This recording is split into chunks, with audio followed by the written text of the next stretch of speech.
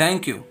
आज वर्ल्ड की one of the finest university के दीक्षांत समारोह में शामिल होने पर मैं खुद को गौरवान्वित महसूस कर रहा हूँ। मैं आपको आज एक सच बता दूँ, मैं कभी किसी कॉलेज से पास नहीं हुआ और आज पहली बार मैं किसी कॉलेज ग्रेजुएशन सेरेमनी के इतना करीब पहुंचा हूँ। आज मैं आपको अपने जीवन की 3 कहानियां सुनाना चाहूंगा। ज़्यादा कुछ नहीं, सिर्फ 3 कहानियां।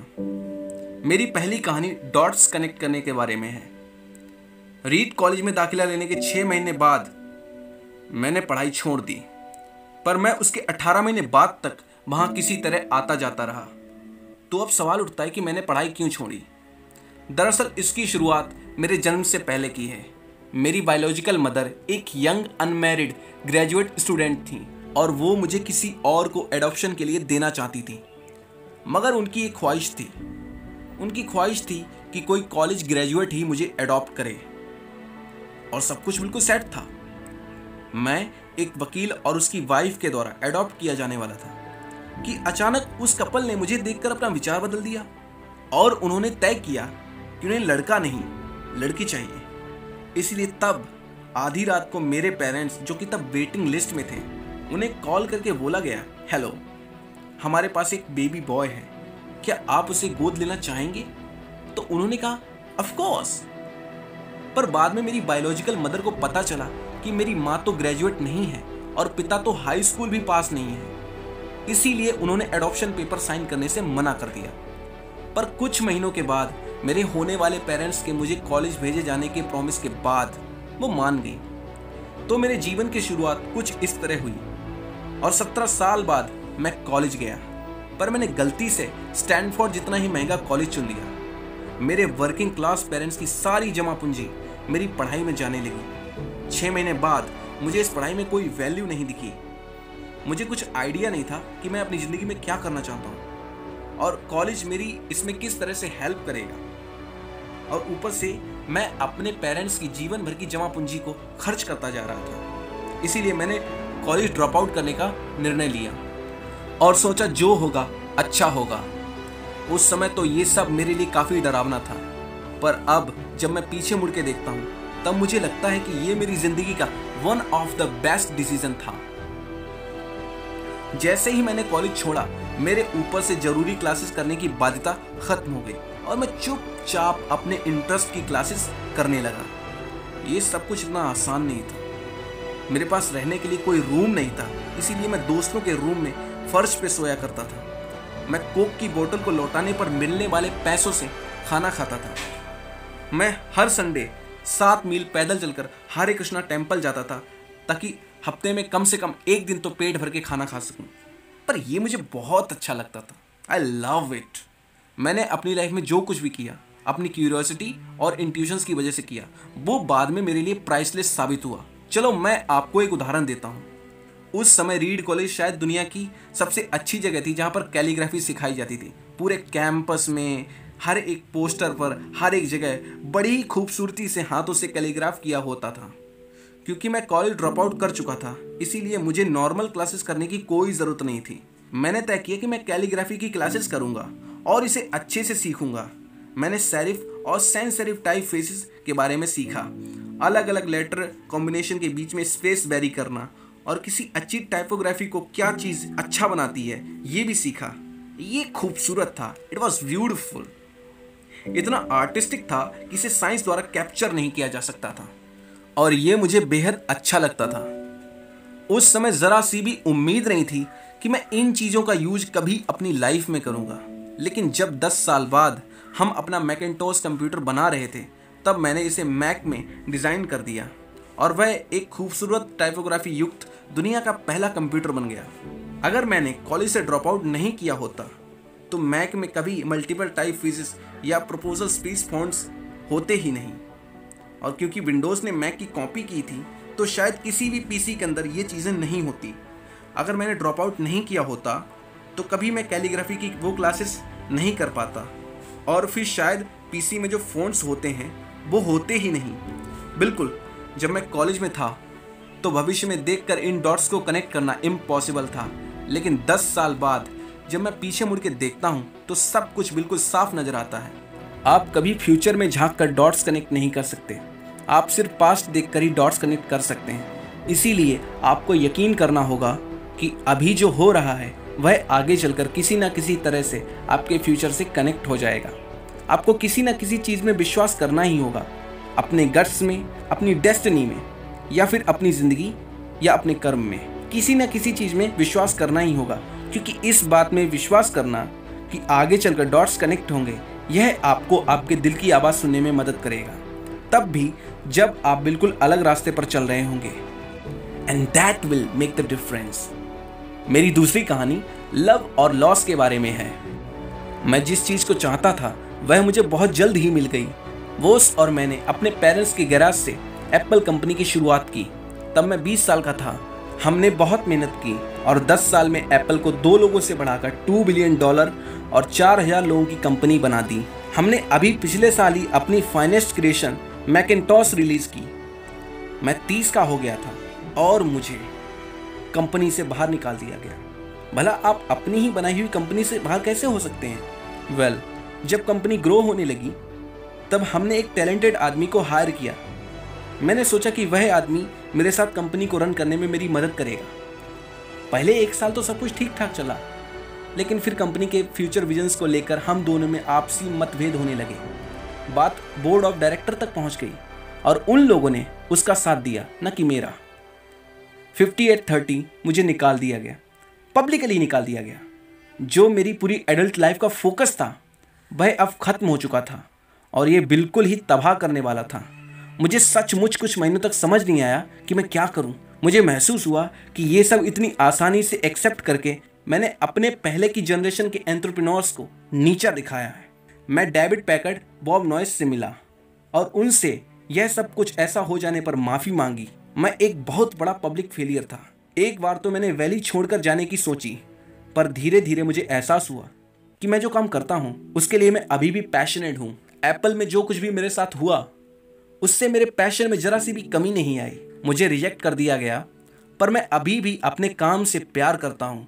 इसीलिए मैंने एक बार फिर से शुरुआत करने की सोची। मैंने तब नहीं सोचा था, पर अब मुझे लगता है कि एप्पल से बाहर निकाले जाने से अच्छी चीज़ तो मेरे साथ कभी हो ही नहीं सकती थी। सक्सेसफुल होने का बोझ अब एक बिगिनर होने के हल्केपन में बदल चुका था। मैं एक बार फिर अपने आप को फ्री महसूस कर रहा था। इस फ्रीडम की वजह से मैं अपनी लाइफ के सबसे क्रिएटिव फेज में आ पाया। अगले 5 सालों में मैंने एक कंपनी नेक्स्ट और दूसरी पिक्सर स्टार्ट की और इस दौरान मेरी मुलाकात एक बहुत ही अमेजिंग लेडी से हुई जो आगे चलकर मेरी वाइफ बनी। पिक्सर ने दुनिया की पहली computer animated movie toy story बनाई और इस वक्त यह दुनिया का सबसे सफल एनिमेशन स्टूडियो है। एप्पल ने एक कदम उठाते हुए नेक्स्ट को खरीद लिया और मैं एप्पल में वापस चला गया। आज एप्पल नेक्स्ट द्वारा डेवलप की गई टेक्नोलॉजी यूज़ करता है। अब लोरिन और मेरा एक सुंदर सा परिवार है। मैं बिल्कुल श्योरिटी के साथ कह सकता हूँ कि मुझे एप्पल से ना निकाला गया होता तो मेरे साथ यह सब कुछ नहीं होता। ये एक कड़वी दवाई थी पर शायद मरीज को इसकी ज़रूरत थी। कभी कभी ज़िंदगी आपको इसी तरह ठोकर मारती है, इसीलिए अपना विश्वास मत खोइए। मैं यकीन के साथ कह सकता हूँ कि मैं सिर्फ इसलिए आगे बढ़ता गया क्योंकि मैं अपने काम से प्यार करता था। I love my work. आप सच में क्या पसंद करते हैं यह आपको जानना होगा। जितना अपने लव को फाइंड करना ज़रूरी है उतना ही उस काम को फाइंड करना ज़रूरी है जिसे आप सच में एंजॉय करते हो। आपका काम आपकी ज़िंदगी का एक बड़ा हिस्सा होगा और ट्रूली सेटिस्फाइड होने का एक ही तरीका है कि आप वो करें जिसे आप सच में बड़ा काम समझते हैं, और बड़ा काम करने का एक ही तरीका है कि आप वो काम करें जिसे आप एंजॉय करते हैं। यदि आपको अभी तक वह काम नहीं मिला तो खोजते रहिए, रुकिए मत। जैसा कि दिल से जुड़ी हर चीज़ में होता है, वो जब मिलती है तब आपको पता चल जाएगा, और जैसा कि किसी अच्छे रिलेशनशिप में होता है वो समय के साथ साथ और अच्छा होता जाएगा। इसीलिए खोजते रहिए, रुकिए मत। मेरी तीसरी कहानी डेथ के बारे में है।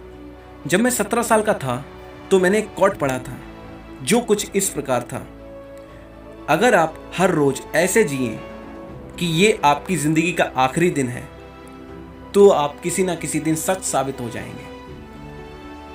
इसने मेरे दिमाग पे एक ऐसा इम्प्रेशन बना दिया और तब से पिछले 33 सालों से मैंने हर सुबह उठकर शीशे में देखा और ख़ुद से एक सवाल किया, अगर ये मेरी ज़िंदगी का आखिरी दिन होता तो क्या आज मैं वो काम करता जो आज मैं करने वाला हूँ? और जब भी लगातार कई दिनों तक जवाब नहीं होता तो मैं समझ जाता कि कुछ बदलने की ज़रूरत है। इस बात को याद रखना कि मैं बहुत जल्द मर जाऊँगा मुझे अपनी लाइफ के बड़े फैसले लेने में ज़्यादा मदद करता है, क्योंकि जब मैं एक बार डेथ के बारे में सोचता हूँ तब मेरी सारी एक्सपेक्टेशन, सारा प्राइड, सारा फेल होने का डर, सब कुछ गायब हो जाता है और सिर्फ वही बचता है जो कि वाकई ज़रूरी है। इस बात को याद रखना कि एक दिन मरना है किसी भी चीज़ को खोने के डर को ख़त्म करने का सबसे अच्छा तरीका है। आप पहले से ही नेकेड हैं, ऐसा कोई रीज़न नहीं कि आप अपने दिल की बात ना सुने। करीब 1 साल पहले मुझे पता लगा कि मुझे कैंसर है। सुबह 7:30 बजे मेरा स्कैन हुआ जिसमें साफ साफ दिख रहा था कि मेरे पैंक्रियाज में ट्यूमर है। मुझे तो पता ही नहीं था कि पैंक्रियाज होते क्या हैं। डॉक्टर ने लगभग यकीन के साथ बताया कि मुझे एक ऐसा कैंसर है जिसका इलाज होना संभव ही नहीं है और अब मैं बस 3 से 6 महीने का मेहमान हूँ। डॉक्टर ने सलाह दी कि मैं घर जाऊँ और अपनी सारी चीज़ें व्यवस्थित कर लूँ, जिसका इनडायरेक्ट मतलब ये होता है कि आप मरने की तैयारी कर लीजिए। इसका मतलब है कि आप कोशिश करिए कि आप अपने बच्चों से जो बातें अगले 10 सालों में करने वाले थे वो कुछ महीनों में कर लीजिए। इसका यह मतलब होता है कि आप सब कुछ व्यवस्थित कर लीजिए ताकि आपके बच्चों को, आपकी फैमिली को कम से कम परेशानी हो। इसका यह मतलब होता है कि आप सबको गुड बाय कर दीजिए। मैंने इस डायग्नोसिस में पूरा दिन बिता दिया। फिर शाम को मेरी बायोप्सी हुई जहाँ मेरे गले के रास्ते से होते हुए मेरे इंटेस्टाइन में एक इंडोस्कोप डाला गया। एक सुई से ट्यूमर की कुछ सेल्स निकाले गए। मैं तो बेहोश था, पर मेरी वाइफ जो वहाँ पर मौजूद थी उसने बताया कि जब डॉक्टर ने माइक्रोस्कोप से मेरे सेल्स देखे तो वह रो पड़ा।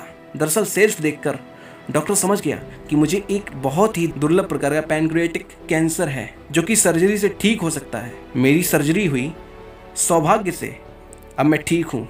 मौत के इतने करीब मैं इससे पहले कभी नहीं पहुँचा था और उम्मीद करता हूँ कि अगले कुछ दशकों तक पहुँचूँ भी ना। यह सब देखने के बाद मैं अब और भी विश्वास के साथ कह सकता हूँ कि डेथ एक यूजफुल बट इंटेलेक्चुअल कॉन्सेप्ट है। कोई मरना नहीं चाहता, यहाँ तक वो लोग भी जो स्वर्ग जाना चाहते हैं वो भी नहीं। पर फिर भी मौत वो मंजिल है जिसे हम सब शेयर करते हैं। आज तक इससे कोई नहीं बच सका और ऐसा ही होना चाहिए, क्योंकि शायद मौत ही ज़िंदगी का एक सबसे बड़ा आविष्कार है। ये ज़िंदगी को बदलती है, पुराने को हटाकर नए के लिए रास्ता खोलती है। और इस समय नए आप हैं, पर ज़्यादा नहीं, कुछ ही दिनों में आप भी पुराने हो जाएंगे और रास्ते से साफ हो जाएंगे। इतना ड्रामेटिक होने के लिए मैं माफ़ी चाहता हूँ, पर ये सच है।